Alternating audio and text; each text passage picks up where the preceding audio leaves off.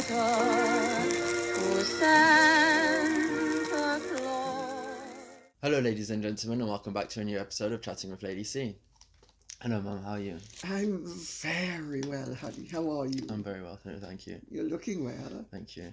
Long time no see. It's been a few days. I know. Misha keeps himself to himself. I like my privacy. Even though we are sharing the same castle, we could be in completely different countries at times. Well, you recognise me. It's been so long. Yeah, I recognise you, don't worry.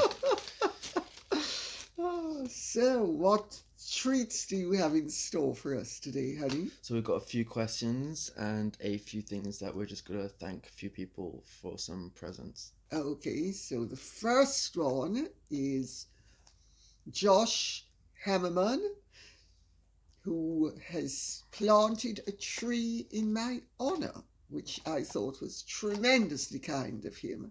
He couldn't have been nicer about me. So nice, in fact, that I dare not read out what he said. Oh, but it was really very gracious of him. And thank you so much, Mr. Hammerman. It's a really lovely thought. And can you imagine a tree planted in my name? Isn't that sweet of him? Yeah, it is. And then we also have Teresa Prater, who has sent us the most delicious scented soaps and things.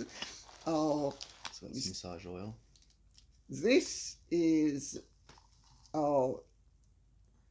some soaps, incredibly enough, little soaps. And this is lavender and rose massage oil, both of which smell divine, don't they? The scent is just heavenly. Definitely.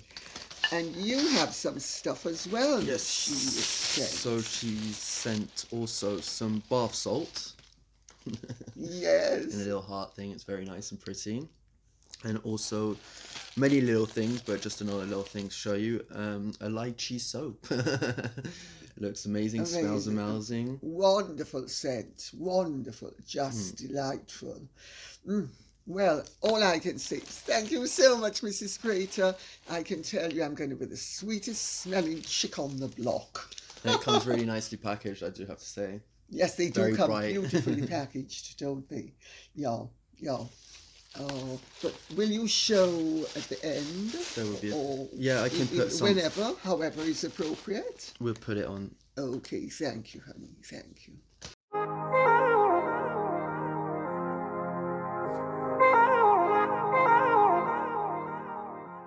So, what other treats do you have in store for us? So for today we've got a few questions. So for our first one is from Second Me. Question for Lady C. I recently read the letter Meghan Markle wrote to her father. I was astonished, other than the tone and words chosen, by her handwriting and the very perfect, almost fake quality of her calligraphy. I think this reflects her will to control everything about her image, her life, and how she presents herself to the world. Would you agree with me that she seems to organize her life around a fraudulent image of herself, and that she seemingly unimportant aspect of her handwriting shows how fake she really is? Well, I would choose my words slightly more carefully. I would not use the word fraudulent. I would use the word fabricated or self-invented. Meghan Markle's handwriting, if you consult any graphologist, will tell you is a study in contrivance. There is nothing natural about it. It is contrived from the beginning to end. It's not calligraphy either. I know she has stated that she was a calligraphist, but what she does is not calligraphy. She obviously had a very nice cursive script, which many people have. and she has embellished it somewhat, which many artists do. Well, of course, she's not an artist, so that right there should be a giveaway. But she has, so to speak, purloined the artistic bits of handwriting and incorporated them into her script so that people would think she was artistic. There is very little about her handwriting that gives a clue as to the true nature of the person in question. And by doing that, it gives away everything about not only the true nature of the person, but the way she presents herself to the world. There are, and I'm now speaking about her ordinary handwriting, her ordinary everyday script. I'm not speaking particularly about the letter to the father, because I have only seen bits of it. I haven't seen the whole of it, but I gather from people who have seen it that from beginning to end, it maintains the same stylistic contrivance. Let's put it that way. Anybody who writes the way she has written is broadcasting very loudly. I am very contrived. I don't want to use the word fake. I don't want to use the word fake, but if other people wish to use the word fake, I'm certainly not going to slap them down. That's their right. But I would prefer not to use the word fake. But it certainly shows that she has a facade that she is in absolute control of, that she is quite determined at great pains, because to write like that, no matter how adept she becomes at it, it is an effort. It's a bigger effort to write like that than to write ordinarily. I mean, the contrivances, the loops and the floops and the flourishes everywhere throughout the letter. It's rarely the way she speaks with her hands as well, except it's even more elaborate. You know, it's like, this is the mask that she has put on to hide feelings, presumably of great inadequacy or guilt or shame, but certainly hiding aspects of herself that she does not wish people to see. That's the message of her handwriting. It also, another message is that she is completely in control, to an unnatural and actually one would say unhealthy extent.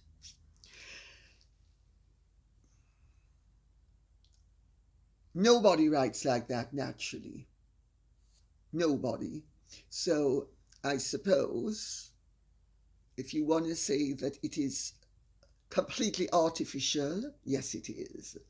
And the irony is that if you cut out all of those super duper extraordinary flourishes everywhere, and how wonderful I am, I'm just the most wonderful, marvelous person, just look at the way I write. I just write like, you know, I'm a goddess, a goddess. Oh, God, it's embarrassing, it's so dreadful. If she cut out 9/10 of all of that artifice, her handwriting would be good. And it tells you that the basic cursive script is sound. It is all of the embellishments. It's what she's trying to hide. It's the message she's trying to deliver of being so special and being so fabulous and so beautiful and elaborate. And that's just sickening, sickening. Sickening. I mean, if you look at something like that, there are professional calligraphers who do invitations for weddings and parties, etc. They do proper calligraphy. This is not proper calligraphy. This is elaborate cursive script. But it's very expensive and very time consuming. I know, because 20, 30, 40 years ago, most smart invitations were sent out by hostesses who would get in calligraphers to do the invitations. And it took quite a long time to do each invitation. Well, for her to have done a whole letter of several pages, admittedly, as I say, it's not calligraphy, so it's going to be quicker, but it's still going to be wretchedly slow.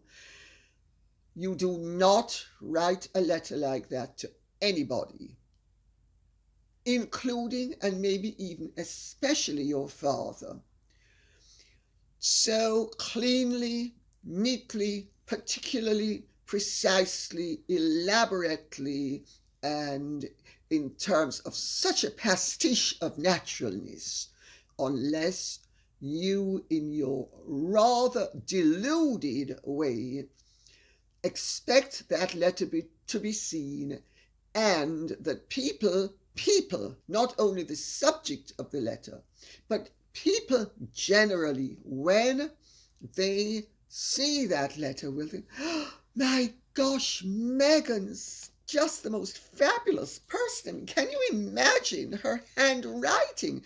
It's just beautiful. I mean, she's right up there with Leonardo. I mean, she's just phantasmagoric. I mean, it's delusional. So, that's my opinion.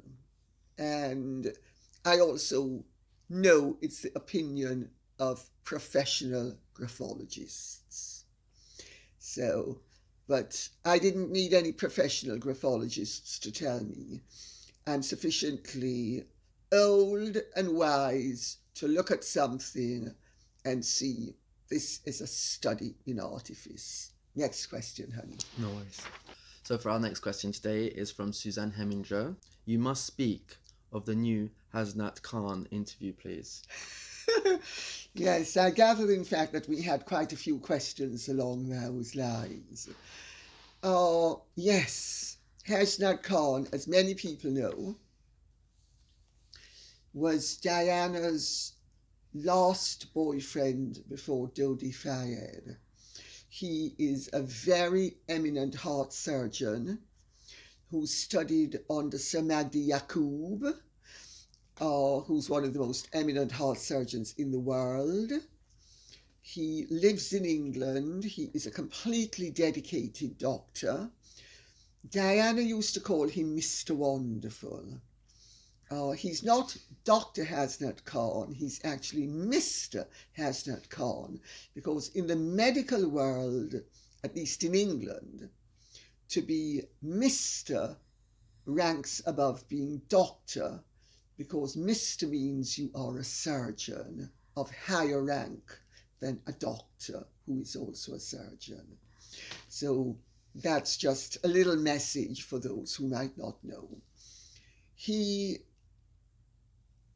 gave an interview the other day to Richard Kay. Richard Kay used to be the gossip columnist on the Mail, the Daily Mail. He took over from Nigel Dempster. I know Richard Kay. We have crossed swords, and we ostensibly kissed and made up, and we quite possibly have kissed and made up. Whenever I see him, he's very pleasant and correct, and I'm very pleasant and correct. And, if I see him across a room, he'll wave at me, big smile, all the rest of it. How sincere he is and genuine, I have no idea, because a certain prince told me that he said to him,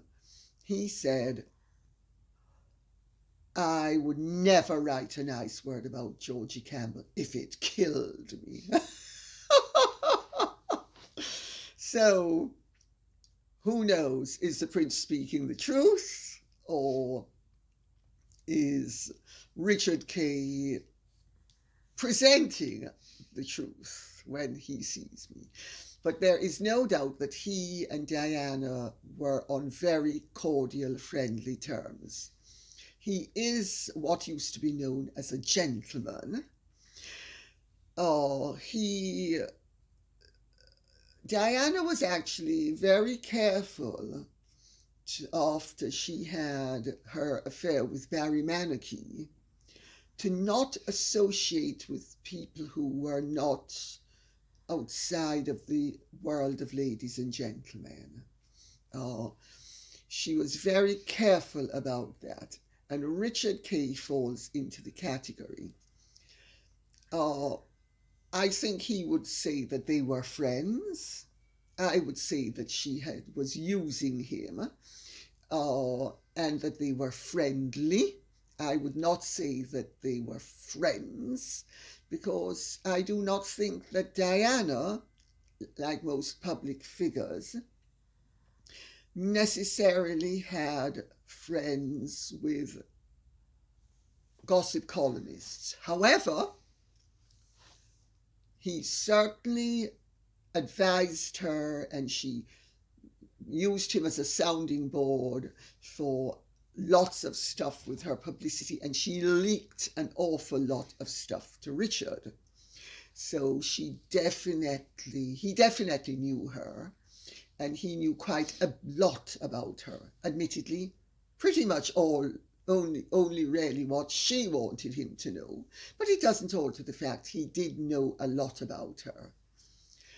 And he played a part in her life and knew personally Hasnat Khan, who has given this interview pointing out that he thought that Martin Bashir was not a nice person. He told her he wasn't a nice person. He warned her against him. William also warned her against him. Diana didn't listen to anybody, but it was sufficiently important to Hasnat Khan, who for the last 20-something years has kept absolutely stumm, as silent as the grave, to speak to Richard, knowing that by speaking to Richard he was going to share his opinion of Martin Bashir with the world.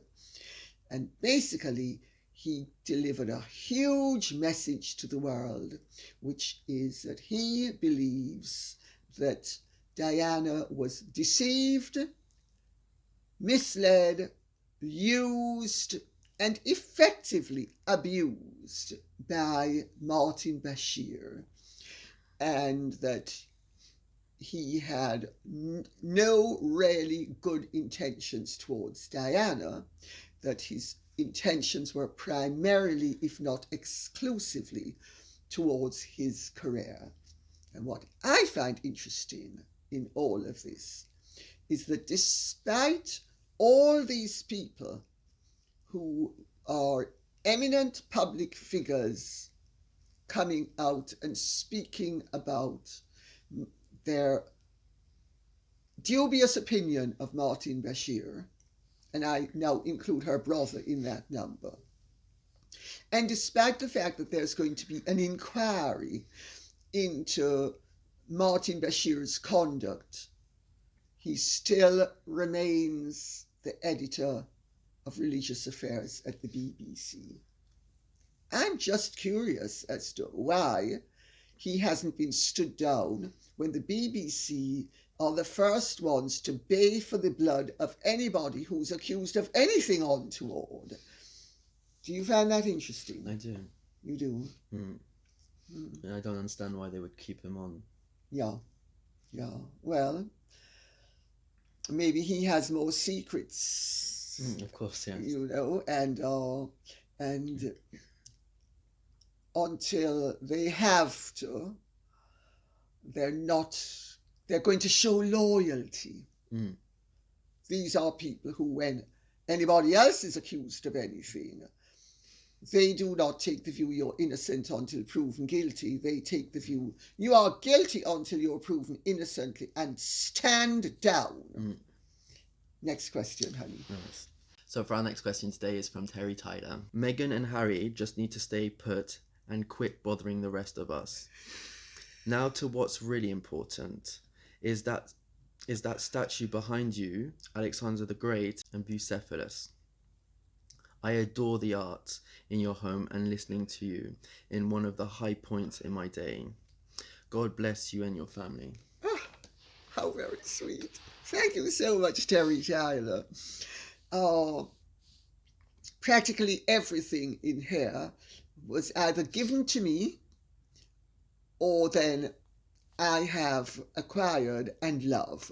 So pretty much everything in this place somehow has a link to things I love, whether it's people or the thing itself. This is one of a pair of companion pieces. They are not very valuable.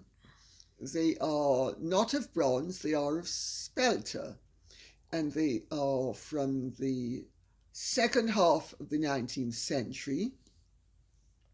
They are beautiful artistically. I studied art, so I know what is good art, and they are good sculptures. The horses are wonderful. The males are wonderful. Because there's another one on the other side, which maybe at some point we can show you, not now, but maybe when we do a tour of the contents or some of the contents of the castle. It is not of Alexander the Great and Bucephallus. It is just of a very strong, beautiful young man with a magnificent horse. Of course, to those of you who do not know, Bucephallus was the most famous horse in antiquity. It was Alexander the Great's favorite horse. And in fact, if I remember correctly, when Bucephallus died, there was something raised in his honor. So, well, of course, until fairly recently, horses meant a very great deal to people. And of course, people formed huge bonds with horses. Well, because when you hear Olga talking about how she loves horses, Olga's a friend of ours who loves horses. And, people do have very strong relationships with their horses. So thank you very much, Mrs. Tyler. But it's regrettably not Alexander the Great and Bucephallus, just a beautiful young man and a magnificent horse. Mm-hmm. Next question, honey. Nice. All right, so for our last question today is from Laura Good. Lady C, I love the way you dress. You are always so well turned out. Can you please explain to me how a member of the royal family can make a faux pas in their attire when they have dressers, advisors, and other essential staff at their disposal? First of all, thank you so much for the compliment. It's much appreciated. Secondly, doesn't matter how many good advisors you have. The old adage, you can take a horse to water, but you can't force it to drink. The royal family do have dressers, and they do have people who give them advice on attire, etc., etc. Diana, for instance, had Anna Harvey of Vogue, and,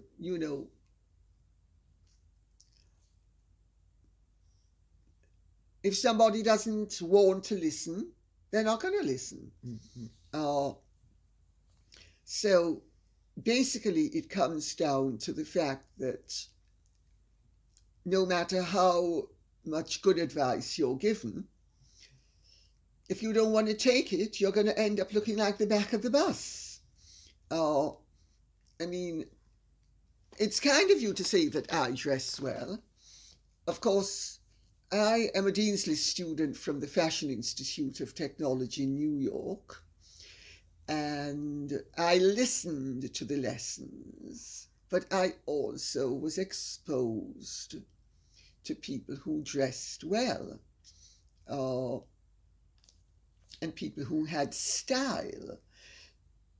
But it doesn't alter the fact that one listens and looks around and says, yeah, I mean, there are certain rules, such as one of the old rules was once you're dressed and you've dressed completely in keeping with the way you think you should be dressing, always take something off. That's an old rule. Norman Norell, who was one of the most famous American designers of the second half of the 20th century, he was the arbiter of supreme good taste. He used to say, a woman can never be simply enough dressed in the day and splendidly enough dressed in the evening. So I think if you bear that sort of thing in mind, but styles change, and anybody who's interested in fashion keeps up, at least to a certain extent, with the trends. But if a trend doesn't suit you, and this is where I agree with Joan Collins, who is quite vociferous about refusing to wear shoes that she regards as ugly. If a trend doesn't suit you, just give it a miss. On the other hand, if a trend suits you, be careful not to perpetuate it beyond its shelf life. Now, there is such a thing as classical attire, and I am something of a classicist now. But when I was 18, 19, and 20, I certainly wasn't. I was at the Fashion Institute. I dabbled in modeling.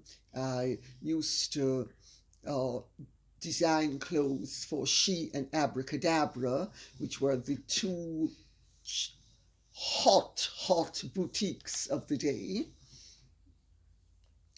And I experimented, and Francis Bacall, who was my guardian, used to say, those costumes that you wear, Georgie, she used to say, you can only ever wear them once. And I used to say, I don't want to wear them twice. She used to say, why don't you just invest your money in good $100 a pop dresses? Because now this is in the late 60s. So when I'm looking back on it now, I'm thinking, crikey, $100 a dress. And Frances used to get her, because her family were in the garment industry, so she used to get everything wholesale. I mean, crikey. I wonder what they'd cost now. But anyway, I wasn't interested. But by the time I was by the time I was about 23, I'd started to calm down and sort of go into the more classical look, which I have adhered to. But I also used to every now and then, come out with real zingers. Like I had an amazing evening dress that I wore to a ball. I've still got it somewhere. This is in the days before,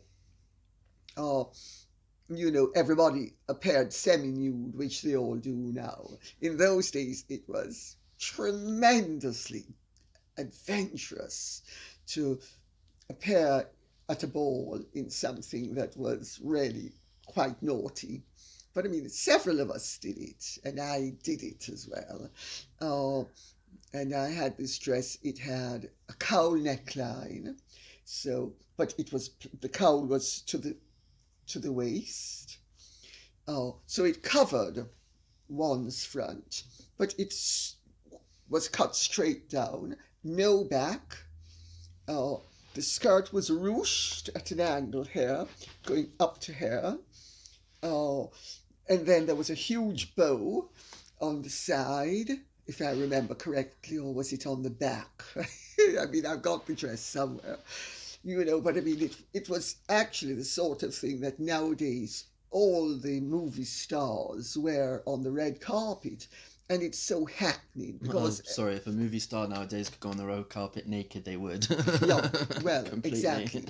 But I mean, when I did it, it was it was really cutting edge. Nowadays, that they all do it, it's really It's much just better. to prove a point nowadays. It's all about trying to prove a point that some people, of course, do care, but the rest of us don't care. No, it's true. It's true. Just to prove a point. Also, once something, and this is my point about trends as well, once a trend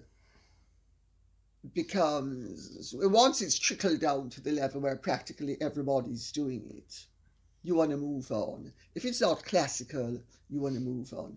You don't want to be the latest person with a trend.